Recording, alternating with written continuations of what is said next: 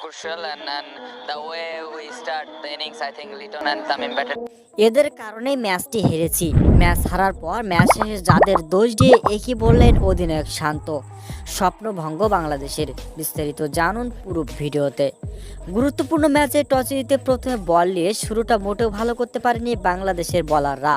জোড়া উইকেট নিয়ে তানজিম সাকিব ম্যাচের পরিস্থিতি ঘোরালেও শেষের দিকে শিবান দুবে এবং হার্দিক পান্ডিয়ার ঝড়ো ব্যাটিংয়ে শেষ পর্যন্ত 196 রান সংগ্রহ করে ভারত, যেখানে এই রানের জবাবে ব্যাট করতে নেমে শুরুটা আশানুরূপ মোটো ভালো করতে পারেনি বাংলাদেশের ব্যাটাররা। অধিনায়ক শান্তর ব্যাটিংয়ে কিছুটা স্বস্তি পায় টাইগাররা। শেষ পর্যন্ত ভারতের বোলিং তোপের সামনে ম্যাচটি হেরে যায় বাংলাদেশ এবং সেমিফাইনাল খেলার স্বপ্নভঙ্গ হয়ে যায় বাংলাদেশের সামনে। ম্যাচ শেষে হারের কারণ হিসেবে অধিনায়ক শান্ত বলেন, সুপার 8-এ এসে এভাবে পরপর 2 ম্যাচ হারাটা অনেক হতাশাজনক। আমরা চেষ্টা করেছি কিন্তু ব্যর্থ হয়েছি। বলাররা